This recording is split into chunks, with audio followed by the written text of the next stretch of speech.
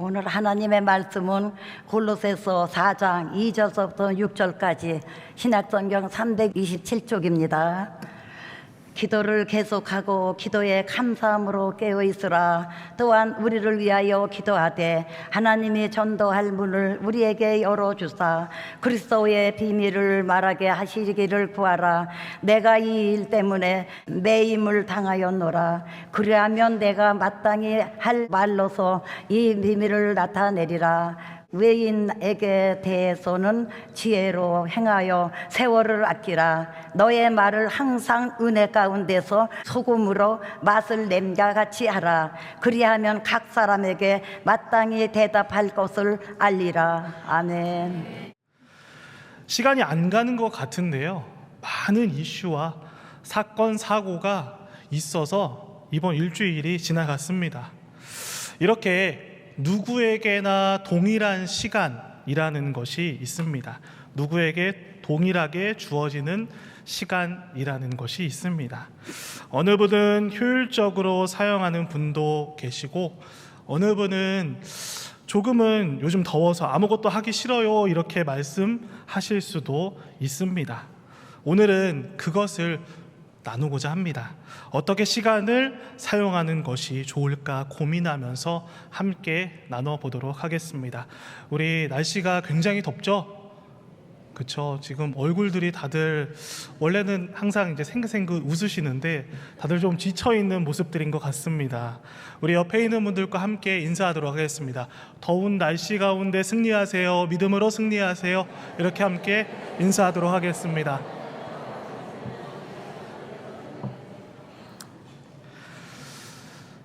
오늘 우리가 읽었던 이 본문, 골로새서의 이 본문은 사도 바울이 이제 마지막으로 골로새 교인들에게 가장 중요한 핵심을 요약해서 말씀하고 있는 부분이다라고 말씀드릴 수 있습니다. 그것은 바로 성숙한 성도의 모습에 필요한 것들이 무엇인지를 다루고 있습니다. 성숙한다, 잘한다라는 것은 상당히 중요합니다. 우리 믿는 사람들도 신앙생활을 하면서 정말 중요한 개념이다라고 설명을 드릴 수 있습니다. 성도님들이 거듭난 후에 교회에서 적절히 이 영적인 돌봄을 받지 못해서 방치되는 경우도 있기 때문에 더욱 그렇습니다. 그래서 우리가 골로새서를 통해서 성숙한 성도의 모습이 어떠한 것인지를 나누고, 그리고 여러분 한 사람 한 사람이 성숙한 성도로서 이번 일주일을 살아가는 시간 되시기를 예수님의 이름으로 축복합니다. 같은 시간을 살지만 지혜롭게 하나님의 기쁨으로 살아가는 성도님들 되시기를 바랍니다.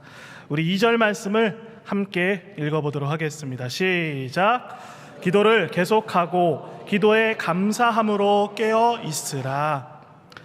성숙한 그리스도인의 여러 가지 요인 중에 가장 기본이 되는 말씀입니다. 기도를 지금 언급하고 있는데 기도하는 사람입니다. 성숙한 성도는 기도하는 사람입니다. 우리가 기도는 매일 해요. 그리고 기도를 여기 있는 성도님들은 다 하십니다. 기도실 가도 하고, 사건이 터져도 기도하고, 일이 없어도 평안해도 우리가 기도를 합니다. 그러나 성숙한 사람이 하는 기도는 조금은 다른 면이 있습니다. 우리 2절 말씀을 다시 한번 보여주시겠습니까? 말씀을 보면 여기에 기도를 계속한다, 계속하는 기도입니다. 첫 번째는. 그리고 두 번째는 기도에 감사함으로 깨어있으라 라고 말씀하고 있어요. 깨어서 기도해야 된다라는 것을 말씀합니다. 그러니까 이 두 가지, 성숙한 성도는 계속해서 기도하는 사람이고 깨어서 기도하는 사람이다라는 것을 말씀하고 있는 것입니다. 여기 계신 성도님들은 다 기도하는 분이신 줄 믿습니다. 할렐루야? 그렇습니다. 그러나 이 두 가지의 질문에 다시 한번 우리 자신을 점검해 보았으면 좋겠습니다. 나의 기도의 삶은 계속 연결되고 있는가? 그리고 나는 깨어서 기도하는 사람일까? 라는 질문을 우리가 한번 던져보았으면 좋겠습니다. 계속하는 기도는 원어를 보면 힘쓴다, 매달리다라는 의미를 가지고 있어요. 그러니까 힘써서 매달려서 지속적으로 기도를 한다라는 것을 말씀합니다. 그리고 깨어있는 기도, 여기서 깨어있으라 라는 말씀은 현대인의 성경을 보면 굉장히 그 의미가 확 와닿는 것을 알 수가 있습니다. 우리 현대인의 성경으로 2절 말씀을 제가 읽겠습니다. 항상 기도에 힘쓰십시오. 기도할 때 정신을 바짝 차리고 하나님께 감사하십시오 라고 말씀합니다. 할렐루야. 그러니까 깨어있으라 라는 것은 오늘 우리가 성경에서 본 것 같이 정신을 바짝 차리고 하나님께 감사하는 삶을 말씀하고 있는 것입니다. 하지만 안타깝게도 많은 경우에 우리는 계속하는 기도, 깨어있는 기도를 하지 못할 때가 있습니다. 잘 하다가도 결정적인 순간에 탁 막힐 때가 있어요. 내가 20일을 딱 새벽 기도를 작정하고 하시는 분도 중간에 탁 막힐 때가 있어요. 제가 1년 동안 새벽 제단을 빠지지 않겠습니다. 기도하다가도 탁 막힐 때가 있어요. 결심하고 결단하지만 나도 모르는 새에 지속되지 못하는 안타까운 일들이 있다라는 것입니다. 그리고 이러한 안타까운 영적 현실을 보는 것이다 라고 말씀드릴 수 있습니다. 왜 그럴까요? 이것은 다른 개념과 조금은 연결이 됩니다. 그것은 무엇이냐면 바로 영적인 게으름입니다. 영적인 게으름과 연관이 됩니다. 이 게으름이라는 단어는 히브리어로 아첼이라는 단어인데, 이 말은 한가하게 기대다라는 뜻을 가지고 있어요. 제가 이 단어를 보면서, 그리고 설교를 작성하면서 이 단어를 보고 한 가지 장면이 떠올라서 잠깐 피식하고 웃었던 시간이 있었습니다. 왜 그랬냐면, 남자들이 여러분 군대를 마치고 예비군 훈련을 갑니다. 예비군 훈련을 가는데 훈련병 때는 긴장해서 남자들이 굉장히 제식이나 그리고 움직일 때도 막 관절이 붙어 있는 것처럼 직각으로 막 움직이고 걸어 다닙니다. 그런데 이제 제대하고 한참 후에 예비군 훈련을 받으러 가요. 그 남자들이 이제 예비군 훈련을 받으러 가면 어떻게 할까요?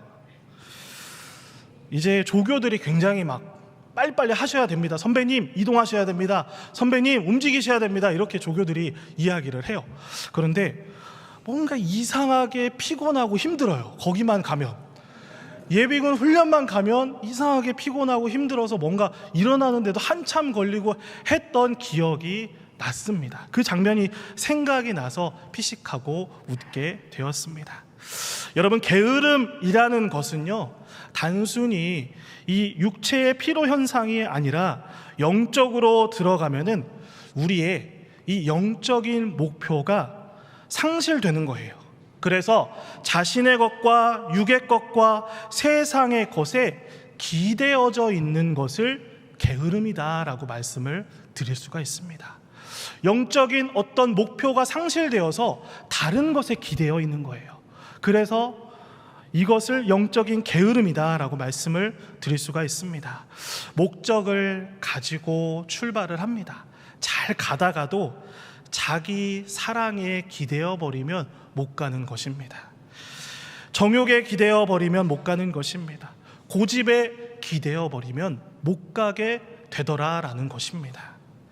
오늘 여기 있는 우리 성도님들 가운데 이미 마음이 주께서 주시는 이 거룩한 열망보다 더 기대고 있는 육체에 속한 영역은 어떤 것인가 한번 생각해 보았으면 좋겠습니다. 내가 하나님께 마땅히 드려야 함에도, 내가 하나님과 동행하는 삶을 살아야 함에도 불구하고 내가 이것보다 더 소중하고 더 재밌어하고 관심 갖고 있는 것이 어떠한 것인가 한번 생각해 보았으면 좋겠습니다. 그렇다면 이미 여러분은 아무리 바쁘게 세상을, 사회에 나가서 살아간다 할지라도 영적인 게으름에 빠져 있다라고 말씀을 드릴 수가 있습니다. 그래서 그 증상으로 나타나는 것이 무엇입니까? 처음으로 돌아가면 기도가 막히는 것입니다. 계속하는 기도가 막히는 것이고요, 깨어서 기도하는 것이 막힌다라는 것입니다. 매일 기도하지 못하는 것이고 주님께 나아가지 못한다라는 것이, 이것이 바로 증상으로 나타납니다. 오늘 주일과 주간에 말씀을 붙잡고 기도하시면서 여러분들이 기대고 있는 세상의 영역과 육체의 영역이 무엇인지를 분별하는 시간이 되었으면 좋겠습니다. 그리고 그 싹을 이 시간에 싹둑 잘라버리고 다시 주님께로, 주님과 동행하는 삶을 살아가시는 우리 모든 송영교회 성도님들 되시기를 바랍니다. 자, 두 번째는 3절입니다. 3절 제가 읽겠습니다. 또한 우리를 위하여 기도하되 하나님이 전도할 문을 우리에게 열어주사 그리스도의 비밀을 말하게 하시기를 구하라. 내가 이 일 때문에 매임을 당하였노라 라고 말씀합니다. 두 번째로 성숙한 성도가 하는 것은 무엇인가 하면 바로 맨 처음에 우리를 위하여 기도하되 라고 말씀합니다. 중보기도를 말씀을 드릴 수가 있습니다. 성숙한 성도로서, 우리가 예수님을 믿는 사람으로서 살아갈 때 조금은 성숙하고 조금은 더 자라나기 위해서 나 혼자만을 위한 기도에서 벗어나야 된다라는 것을 말씀합니다. 여러분, 아기들의 특징이 무엇이죠? 배가 고프면 울고 기분이 좋으면 까르르 하고 웃는 거예요. 그렇죠? 그것이 아기들의 특징입니다. 그리고 아기이기 때문에 자기밖에 모르기도 합니다. 근데 아기가 엄마 아빠를 배려해서 밤에 울지 않아요. 그리고 밥 달라고 하지 않으면 여러분, 그건 그 자체로 굉장히 큰 문제가 있는 것입니다. 아기니까 자연스러운 것이에요. 생리현상을 자연스럽게 나타내는 것입니다. 그렇습니다. 신앙생활도 마찬가지이고 기도에도 같은 개념이구나라는 생각을 하게 되었어요. 아기와 같은 상태에 머물러 있는 성도가 있다라는 것입니다. 자기밖에 모르고 성장하지 못하는 사람이 있구나라는 생각을 하게 됩니다. 하나님께 구하는 기도의 틀을 보면 거의 전부가, 거의 대부분이 자기만을 위한 기도를 하는 거예요. 자신만을 위한 기도를 하는 것입니다. 그것은 성숙한 사람의 기도가 아니다라고 말씀을 드릴 수가 있습니다.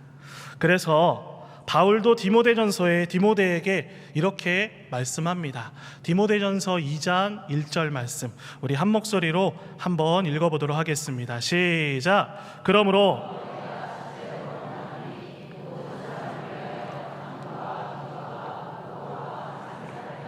아멘. 여기서 많은 기도에 대해서 말씀합니다. 그리고 여기에서 도고라는 이 단어가 나오는데요, 이 도고라는 이 단어는 중보기도를 뜻한다라고 말씀을 드릴 수가 있어요.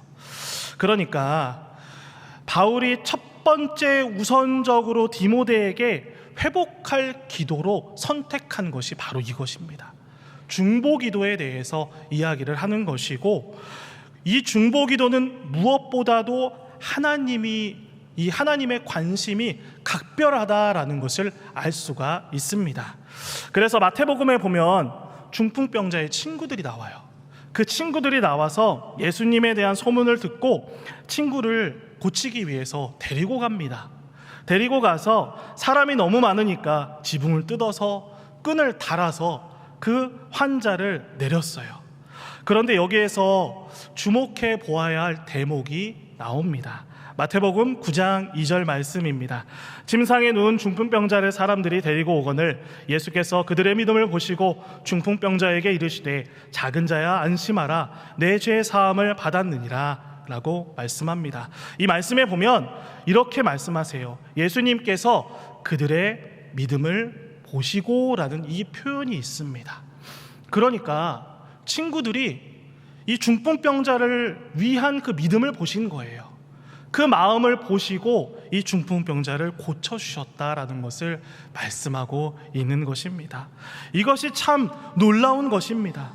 예수님 앞에 중풍병자가 있었지만 그 예수님의 마음을 움직인 것은 무엇이었냐면, 예수님의 심장을 뜨겁게 하고 예수님의 그 손을 내밀게 한 것은 다름 아니라 저희의 믿음, 바로 친구들의 마음이었다라는 것을 오늘 이 본문을 통해서 깨닫게 됩니다. 마태복음 8장에도 이 백부장의 하인이 치료받는 역사가 나옵니다. 그 사람도 어떻게 고침을 받습니까? 바로 이 백부장의 믿음으로 고침을 받습니다. 이렇게 말씀하죠. 이스라엘 중 아무에게서도 이러한 믿음은 만나보지 못했다라고 말씀합니다. 그렇습니다. 중보하는 힘이 이렇게 큰 것입니다. 나는 할 수 없지만 나는 그 자리에 멈춰 있었어요. 나는 그 자리에서 움직일 수 없었어요. 그런데 내 옆에 있는 친구들로 인하여서, 내 옆에 있는 이웃으로 인하여서 내가 힘을 얻고 예수님께 나아가서 고침을 받았다라는 것을 성경에서는 계속해서 말씀하고 있는 것입니다.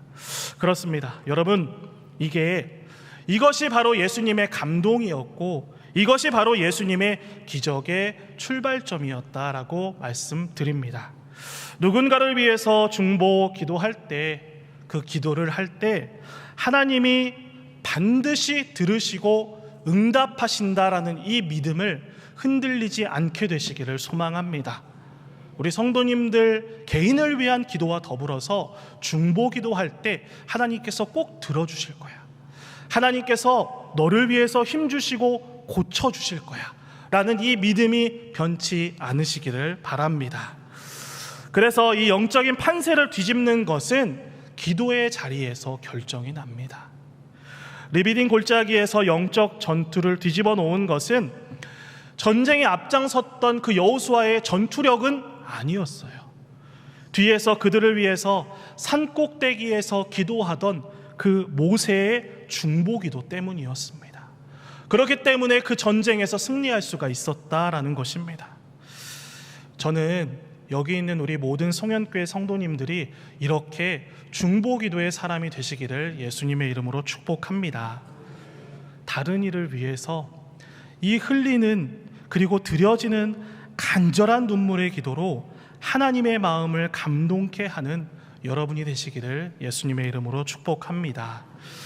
또 성숙한 성도의 신앙의 지표는 5절 말씀을 함께 읽어보도록 하겠습니다.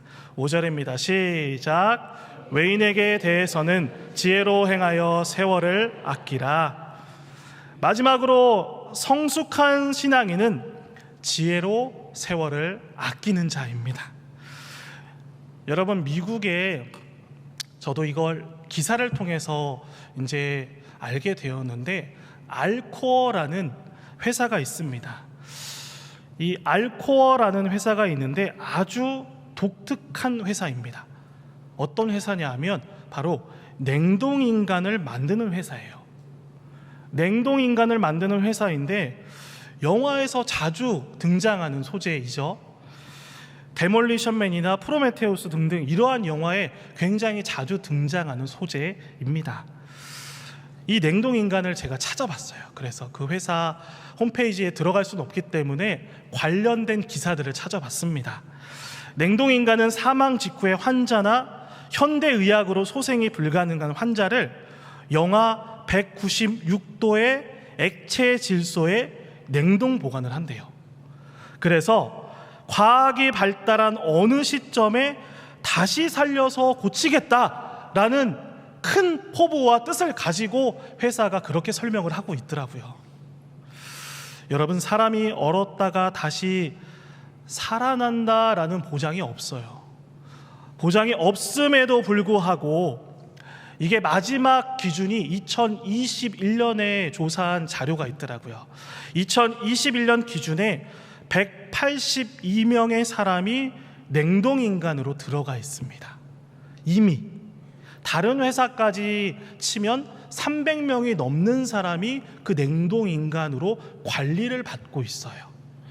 그리고 대기 중인 회원이 1353명이다라고 이렇게 자료가 있었습니다. 다른 회사까지 하면 회원이 3000여 명이 된다라는 이 기사를 보게 되었습니다. 그리고 이 냉동인간이 되기 위해서 두 가지가 있는데, 전신은 20만 달러가 필요하대요. 그러니까 우리 돈으로 바꾸면 한 2억 6천 정도가 되겠죠. 그리고 머리만 보관하는 것은 8만 달러가 이제 든다라고 이렇게 설명이 되어 있었습니다. 여러분 어떻게 생각하시나요? 여러분 분명한 것은 하나님은 이 인생이 끝이 있게 하셨어요. 끝이 있도록 하나님은 우리를 창조하셨습니다. 우리 인생은 우리 마음대로가 아니라 우리보다 훨씬 위대한 그 하나님의 뜻과 그리고 섭리 가운데 인도함을 받는다라고 성경에서는 말씀합니다. 그래서 성경은 우리에게 주어진 시간을 어떻게 보내는 것이 현명하고 지혜로운가에 대해서 굉장히 많은 부분을 말씀하고 있어요. 아까 오전에 우리 담임 목사님께서 말씀하셨던 전도서의 말씀도 바로 그와 같습니다. 그러니까 같은 시간과 공간 속에서 어떻게 살아가는 것이 지혜롭고 그리고 하나님의 영광을 위해서 살아가는 것일까라는 것을 성경에서 계속해서 말씀하고 있는 것입니다. 시편 90편에 보면 모세의 기도가 나와요. 모세가 기도한 것 중에 이러한 표현이 있습니다. 우리의 날 계수함을 가르치사라는 표현이 있어요. 저는 이 표현이 얼마나 멋있는지 모르겠어요. 우리의 날 계수함을, 우리가 오늘 하루를 살아가고 내일을 살아갈 때 그것을 알게 하시고 깨닫게 하시고 우리가 유한한 존재이고 그리고 끝이 있는 존재임을 알기 때문에 오늘을 지혜롭게 살아갈 수 있도록 도와주세요 라고 이렇게 기도하고 있는 것입니다. 오늘 하루가 전부인 것처럼, 오늘이 우리 마지막 날인 것처럼 정말 소중하고 가치 있는 일에 시간을 투자하는 그 지혜가 있어야 함을 말씀하고 있는 것입니다. 먼저는 5절 말씀에 보니까 외인에 대해서라 이렇게 말씀합니다. 외인에 대해서 이 표현은 무엇이냐면 비그리스도인들을 말합니다. 그러니까 우리가 지혜롭게 세월을 아끼며 살아가야 되는데 여기에서 맨 처음에 등장하는 개념이 무엇이냐면 외인에 대해서라고 이야기를 해요. 그러니까 비그리스도인에 대해서 외인을 향해서 지혜롭게 하는 것이고 믿는 사람들이 믿지 않는 비그리스도인들에게 경거망동으로 비난을 사지 않도록 해야 된다라는 말씀입니다. 이것이 왜 중요합니까? 바로 전도의 기회를 잃어버리기 때문에 그렇습니다. 우리가 경거망동하고 내가 하고 싶은 대로 믿는 사람이지만 그렇게 살아간다면 세상에서 우리 그리스도인들을 바라볼 때 소금으로 인정하지 않는다라는 것입니다. 빛으로 바라보지 않는다라는 말씀이기도 합니다. 그리고 여기서 세월을 아끼라라는 말의 의미는 기회를 살아라는 거예요. 순간순간 우리에게 열려진 그 기회들을 집중하면서 내 것으로 만들어야 된다라는 것을 말씀하고 있는 것입니다. 여러분, 달란트 비유에서 말씀하는 것은 무엇이죠? 이번에 얼마 안 되었죠. 지난번에 오셨던 최재현 선교사님이 그렇게 말씀하셨던 것이 기억이 납니다. 많은 달란트 받은 사람들 하나도 부럽지 않다. 많은 것을 받았기 때문에 많은 것을 요구하실 것이기 때문에 나는 하나도 부럽지 않다라고 그렇게 이야기하셨던 것이 기억이 났습니다. 여러분, 중요한 것은 이것입니다. 주님 오시는 그날이 되면 우리의 기회들을 얼마나 더 많은 사람에게 복음을 전했는가를 꼭 물어보실 것입니다. 그리고 그날이 되면 우리의 기회들을 선용하여서 얼마나 더 많은 사람들을 사랑했는가를 물어보실 것입니다. 그리고 그날에 우리의 기회를 어떻게 하나님의 영광을 위해서 사용했는가, 이것을 물어보실 것입니다. 여러분, 그렇습니다.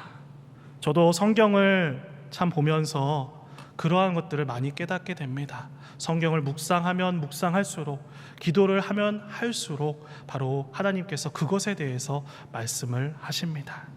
우리 6절 말씀을 함께 읽고 말씀을 마치도록 하겠습니다. 6절입니다. 시작. 너희 말을